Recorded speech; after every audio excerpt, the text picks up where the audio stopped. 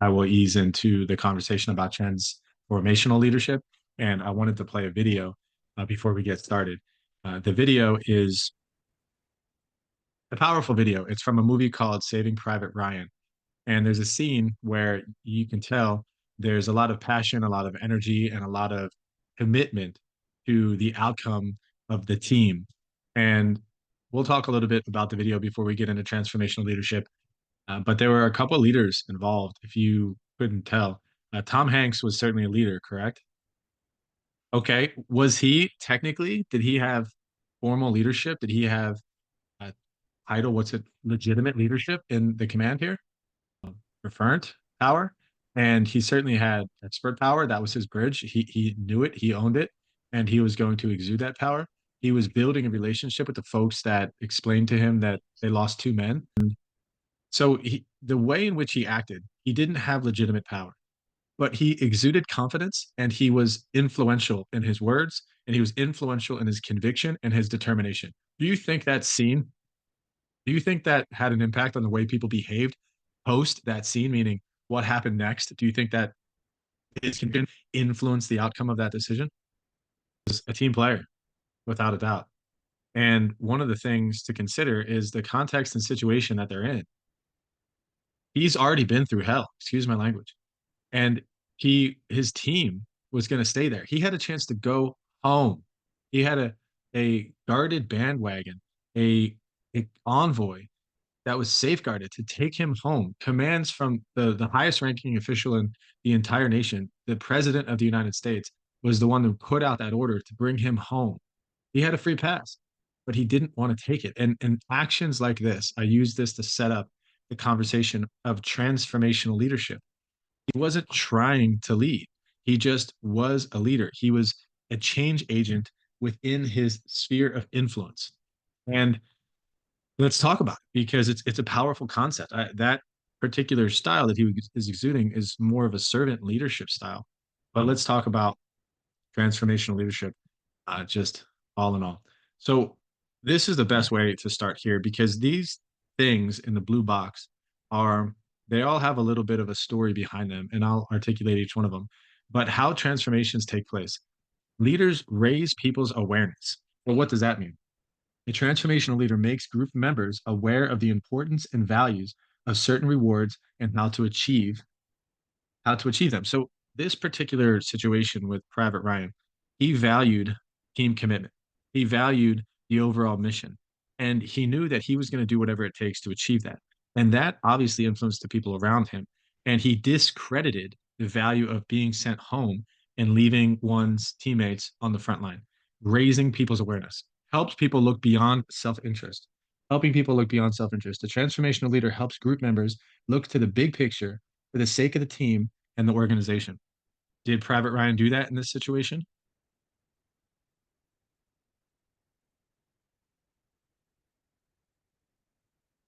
Yeah, he most certainly did. Helps people search for self-fulfillment. All right, so think about this. You're confronted with a decision, and the decision could be do something that would be easier, and with that easier path, you'll have to act less courageous. You might get a higher pleasure reward, like a physical reward. The reward might be temporary, but it certainly will feel better. Or you can choose the path of meaning, of purpose, of self fulfillment by going the harder route, using courage, not being afraid of the consequences by doing the right thing. And that path really inevitably will lead to a greater level of self fulfillment. Again, I go back to this quote that I use often is true greatness is found in serving others. There's nothing more powerful than being part of a mission and a vision that has a greater purpose. And leaders can articulate that. And they can also help other people search for their own path towards self fulfillment, self actualization. And it's different for everybody. It's not always the same. And that's okay. But good transformational leaders can bring whatever that self fulfilling purpose is within each individual out in them. Okay. Helps people understand need for change. The transformational leader must help group members understand the need for change, both emotionally and intellectually. One of the things that is so apparent in business nowadays is the inevitable turbulence that is happening with dynamism in the environment, these inflection points with artificial intelligence and with trying to adapt to new business models that can bake in consumers being really in charge of a lot of information. And it's so clear that certain bureaucratic organizations that don't have flexibility involved with them need to change. And the truth is, you're great where you are. You're doing a good job. You're performing well, but we can't stay here. We can't stay here. And we certainly can't turn around and go backwards. So good leaders realize that, I'll say this again because I like how it's worded. They help group members understand the need for change, both emotionally and intellectually. Emotionally drives us towards action. We talked about that, I think, last class with the elephant and the rider. And intellectually is we need to search for new knowledge that we might not know right now, but we have to constantly be curious and learning different things. Transformational leaders make that very apparent. Invest managers with a sense of urgency. There's a great book. It's actually called A Sense of Urgency. And a sense of urgency is all about movement. It's all about opportunity recognition. It says it like this: to create the transformation, a leader assembles a critical mass of managers and imbues in them the urgency for change. We talked about that. I love that word, imbues in them the urgency for change. Let's move to the next one, committing to greatness. And if these things are jiving with you, if you enjoy raising people's awareness about rewards, helping people look beyond self-interest, helping people search for self-fulfillment, helping people understand the need for change, investing managers with a sense of urgency, committing to greatness, transformational leadership is certainly in your repertoire. A guy named Peter argues that business can be an opportunity for individuals and organizational greatness. What we can do here and now, and each one of you delineated that in some of your roles, although we might think this is menial and small, but having a one on one conversation with a third grader about their need for behavioral change. And I think somebody in the class was working with people with autism or learning disabilities and doing behavioral therapy. If we can overcome one particular behavioral need, let's just say it's going to bed on time, something as simple as that. Do you know how much that will alleviate a parent's frustration, and a parent's relationship with a child can become better? A parent can become more equipped to go and conquer their duties at work. And that parent with clarity of mind can solve cancer, can save a life if they're a police officer or a firefighter. Because of your ability to help that child go to bed in time, you never know how important that is. It might sound crazy, but greatness can be found in the minute details of everything we do. And transformational leaders can bring that out in people. We did pool service and pool repair as a vocation for years and years and years. And I'm a co-owner of this company now. So I don't invest into operations. I just sit on boards and I have an interest in the company. But the point is, for 25 years, I'm having to inspire people to go out every single day and clean pools. And we also had a landscaping section of the business too. It wasn't an easy task. But when we look at it as the beautification of somebody's outdoor paradise, it sounds a lot better than cleaning pools. When we look at it and call them chemists because they're going there and checking chemicals, and they actually are pretty good at reading the chemistry of a pool. And it is very important because people go into this pool and they expose their skin, and having balanced chemistry is an art. It's a form of science. It's not an art, it's a science. And you can get good at it, and it can be very helpful. And so committing people to greatness in the minute things really matter. Adopts long range, broad perspectives.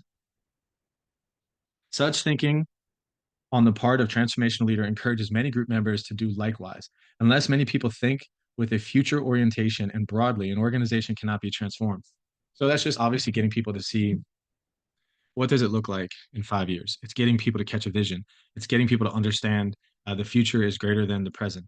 It's having optimism about the path forward. A lot can be said about adopts long range, broad perspective. When we live in the here and now, which is very important, you can be present with the people, and that's a beautiful thing. But a lot of times it gives people anxiety about what's going to happen in the future. Anxiety really is the fear of the future. I mean, that's kind of the definition of anxiety.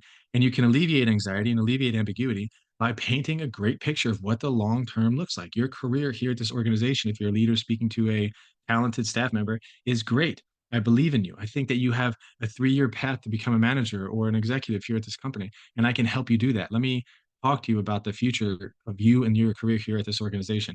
These are things that build hope and optimism in followers, and they matter. Builds trust.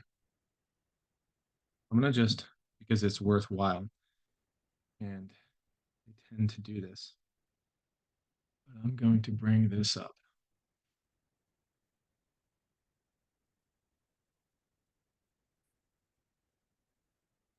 There it is.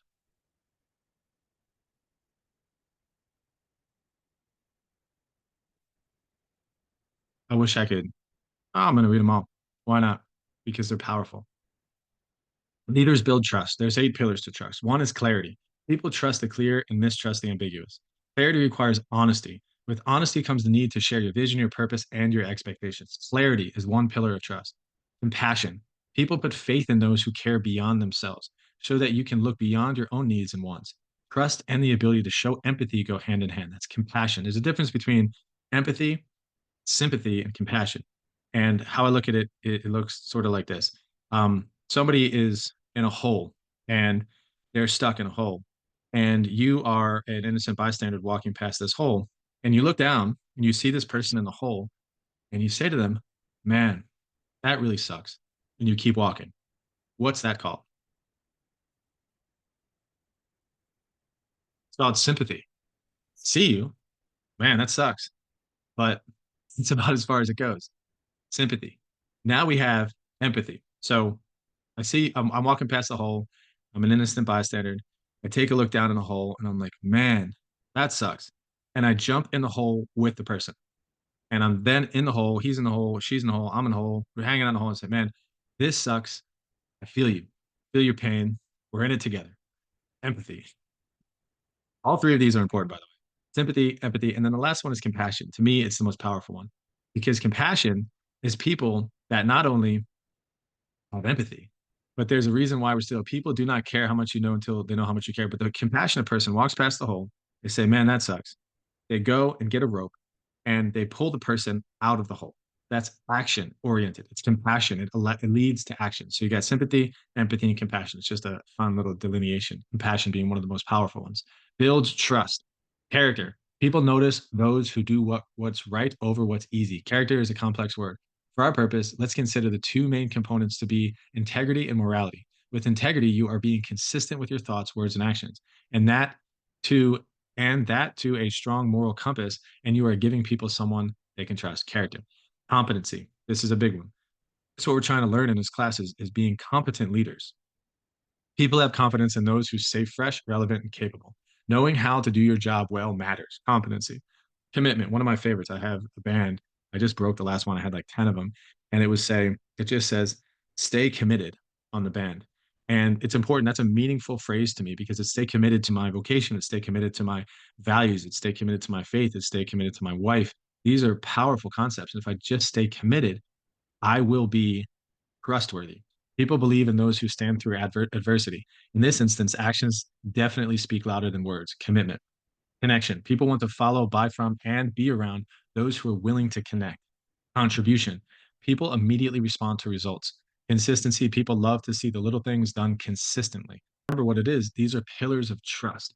Without trust in your leader member exchange with the people that you are in charge of and the people that follow you, without a trusting relationship, everything else breaks down and everything else is much more difficult. If you go and ask somebody to do something and it's a difficult task and man, they don't really want to do it, but they trust and they know that you're going to give them credit for it and that you're going to thank them when they do it and that when they do it, they're going to contribute to the overall mission of the team. Of course, they're not going to say, no, I'm not interested in this project because they trust you. They know that when you come to them and ask them to do something, that it's not for selfish reasons or for some manipulative, power hungry reason or because you're lazy. They trust you and they say yes, they will do things for you because they trust you.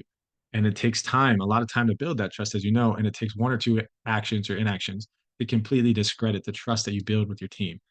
So we can really lean in on trust, but trust is something that transformational leaders know how to harness. Facilitates proactive behavior, probably one of the most important. And the antithesis of this is tough because if you're ever in a situation where someone takes a risk and does something outside of the box, let's say, and say they fail and they don't succeed in whatever they did, but they took a chance and they were proactive. And you punish them for that, or you demote them for that, or you condemn them for that, they're not going to do proactive behavior anymore. Taking risks and doing new things requires a transformational leader to understand whether the outcome is good or bad, that you want to encourage them to fail forward. Another way in which transformational leaders bring about transformation is to facilitate proactive behavior on the part of the subordinates. By being proactive, subordinates take the initiative to bring about positive change. Positive change. Okay, another one. Interacts in person. Yeah, this is a big one. One of the reasons why I struggle teaching online, and I'm sure you can see some of my techniques, I really do want to engage you, but I know that I have a presence physical presence that I just I enjoy it more. I can connect more. I can see you. I can be with you. I can understand you. And transformational leaders leverage that presence. And I think it's really important in the high tech workplace with massive amounts of digital communication. Direct face to face communication can have a powerful impact. Very important. To encourage participation and transformation, an effective technique is to listen to group members in one on one or one to many situations, interacting in person. Okay, a couple more. Communicates powerful narratives about the future. We already talked about that. You know, storytelling about what the future looks like, having a vision, getting other people to catch a vision. Last one, concentrating resources in areas that need the most change. So if you think about all of those things I mentioned, and you are in charge of organizational resources, and you have what it takes to be a transformational leader, and you're moving in one direction, if you can funnel those resources like a laser and point those resources, whether it be people, financial, um, what else? Technological resources, informational resources, and intellectual property, whatever that is, and you channel it all into one direction and you use it to the best of its ability. I promise you, things will change. But if you take all those resources and you got some over here and you direct some over here and direct some over here, and it's not strategic and it's not focused, you're not going to have as deep of a transformation in yourself, your team, and your organization. The transformational resource leaders know how to concentrate resources where most needed, usually to accomplish goals for a particular strategy. I think this is fascinating because we talked about these personality types. You have the conscientious, you have agreeableness, you have neuroticism, you have open to experience, and then the last one is um, extroversion. Oh, so transformational leaders are charismatic. So they are agreeable and they are extroverted. They tend to score high on emotional intelligence, have positive core self evaluations, create a vision, encourage the personal development of others, give supportive leadership, practice empowerment, innovative thinking. So empowerment's a big word. It's kind of used in a kind of fluffy way. You're empowered. And I don't enjoy people using the term out of context because you can empower somebody to do anything. You can empower somebody to turn their computer on in the morning, to clean their desk, and to choose what cubicle they sit in, and to wear blue pants and not purple pants. And these are little things. This is not empowerment. Those are just autonomy. It's just allowing people to do some of the things that they naturally should be able to do anyways. Empowerment is really creating, and a lot of people use this role of a leader, the entrepreneur truly empowering somebody to think and create their own, you name it, their own innovation, their own project, their own vision for the future, to give them resources to try something new and to learn and to fail and to add value to an organization by using their own wit and skills and hard work. That's empowerment. And that doesn't just mean a few decisions on Monday and a few decisions on Friday and boom, I'm empowering my team to do stuff. No, there's a deeper nature to it. There's a environment that you're creating that is consistently empowering people to think differently, to act differently, to behave differently in ways that exude their own skills, that can take their skills, apply them, and they can create something of value. That's empowerment. So there's a lot there, but transformational leaders know how to do that. Skills and values.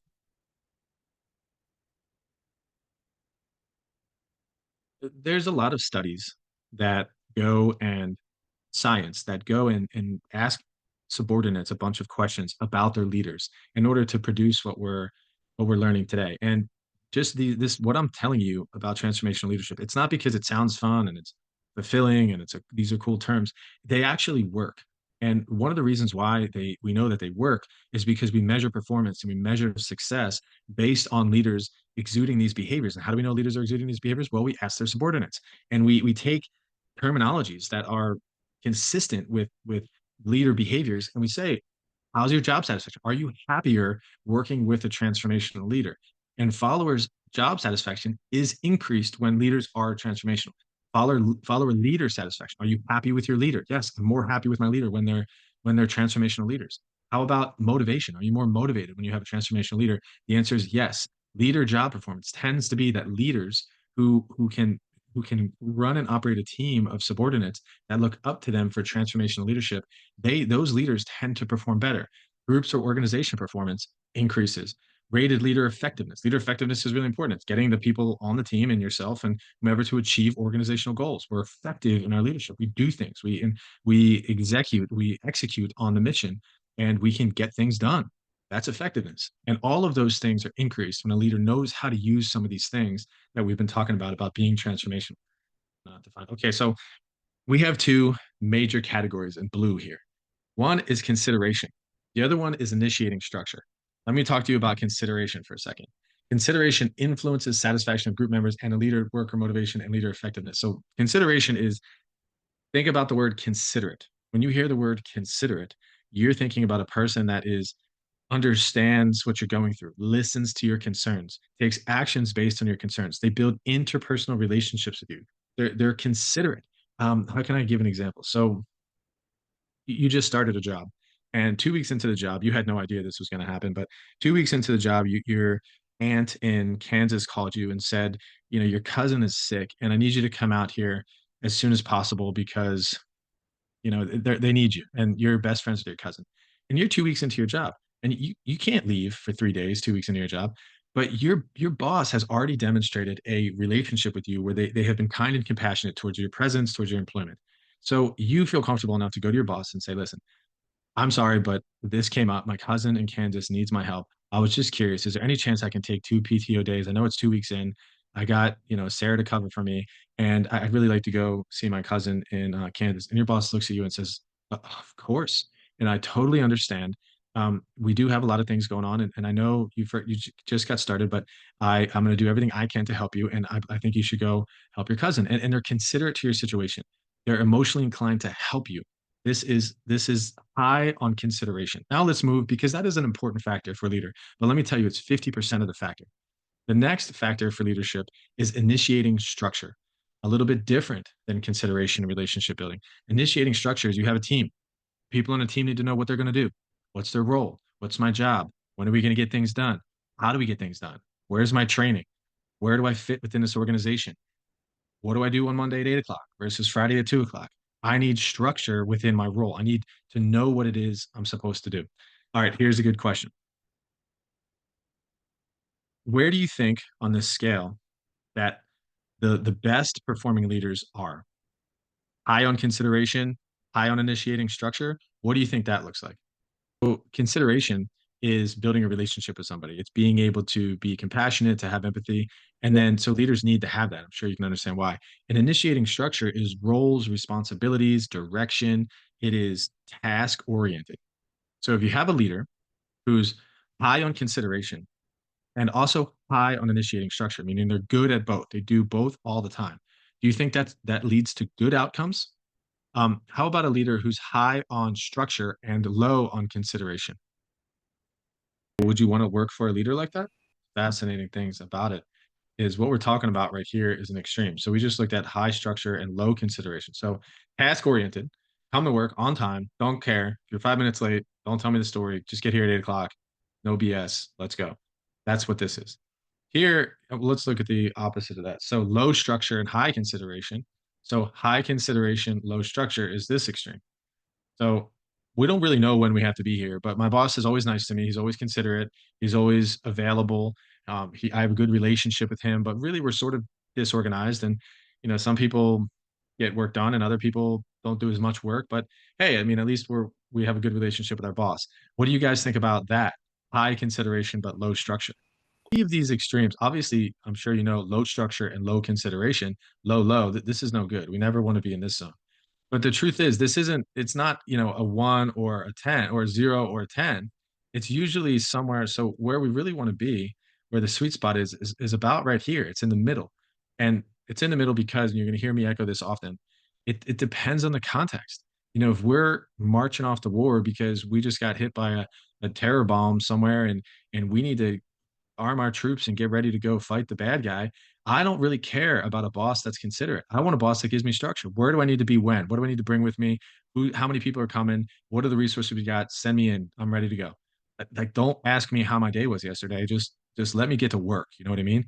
Okay, so that would be a situation where you want high structure, low consideration versus let's talk about, I lost my mom in 2021, and I was at the time I was leading a family business. So it was a situation where I really had lots of love and outpouring and people coming, and they weren't assigning me tasks. They were there to help me. They didn't even talk to me about work.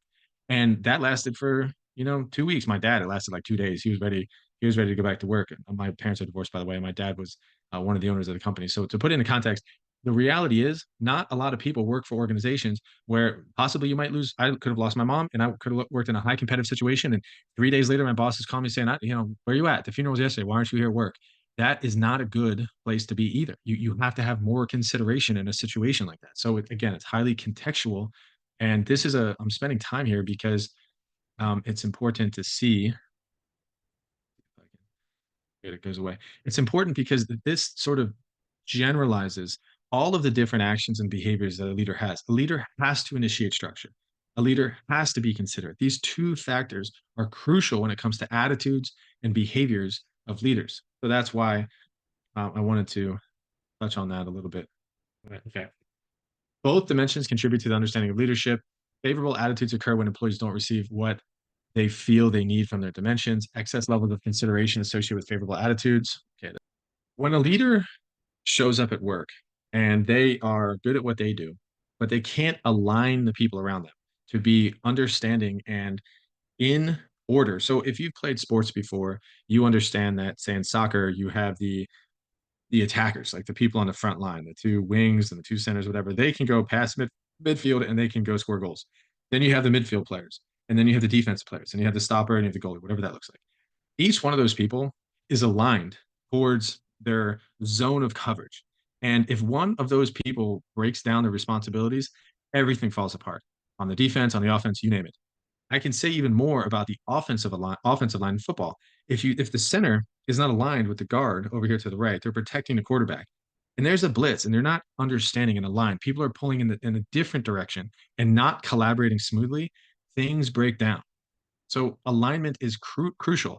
After being aligned, organizational members can pull together towards a higher purpose. Two people is stronger than one. A band of three people is stronger than two. And when you play tug of war, you've probably seen this. Everybody pulls at the same time. You have a stacked team of tug of wars, right? You got the smart, really strong people on your team, on your side, and you're looking at your team, you're looking at their team, and you're like, man, these guys, we're going to wipe the floor with them. As soon as you grab that rope, you say, ready, set, go. The other team, everybody pulls at the same time, and they're not nearly as strong and they're not nearly as heavy as you, but they're working in unison. I don't care how strong your team is. You're going to lose that tug of war because a few people are going to get off balance. They're going to get misaligned and you're going to topple. And so that's the power of aligning people. That's the power of getting people operating or rowing in the same direction. That's what leaders do. Openness to worker opinions. When you think about these participative leadership style, democratic leadership style, transformational leadership style, charismatic leadership style, servant leadership styles, openness to workers' opinions means when you ask a question, you listen, you retain because you're trying to learn from your team. You're trying to understand from their perspective what their experience is. You actually want to know. A major part of relationship orientation is to engage in management openness, a leader or a set of leader behaviors particularly relevant to subordinates' motivation to voice their opinion. They have a voice. Thinking about just the concept of voice in an organization, knowing that when you speak, people listen and they don't just poo-poo what you say because you're a subordinate and you don't have authority, but you have a voice is an empowering concept. If you think about what I talked about with entrepreneurship and empowering people, it, I've been in situations before, maybe you have as well, where you're on a call with people and you're asked to be on this call or you're asked to be in this meeting and everybody's just talking to each other. They're just talking. And you're looking around and you go to say something and somebody interrupts you and you're just, oh, okay, what was that? And then you have something that you want to say or maybe a question you want to ask and you ask it and nobody even really heard your question and they're just talking amongst each other. It's very frustrating. And you say to yourself, why am I here? Why am I a part of this conversation? Clearly, I don't have a voice at this table. It's a waste of my time. And if you do that for your subordinates, if you invite subordinates to the table and they sit there and passively can just listen to a conversation and they don't contribute with their voice, they know they're not being listened to. And the fact that they don't have a voice demotivates them. And it leads to leadership ineffectiveness. It leads to job not satisfaction. It leads to employer ineffectiveness or leader ineffectiveness. So make sure we're intentional about the people that we lead, that they have a voice in our team. We ask and we listen. We don't just ask because we know we have to ask and we just hope that they don't answer, they don't have an opinion. We ask and we listen and learn. And we take those things into consideration when we lead. We take that we're considerate or we have high levels of consideration for our team, especially prior to initiating structure. So that is the talk for tonight. It's just a touch, a little bit of here's attitudes and styles.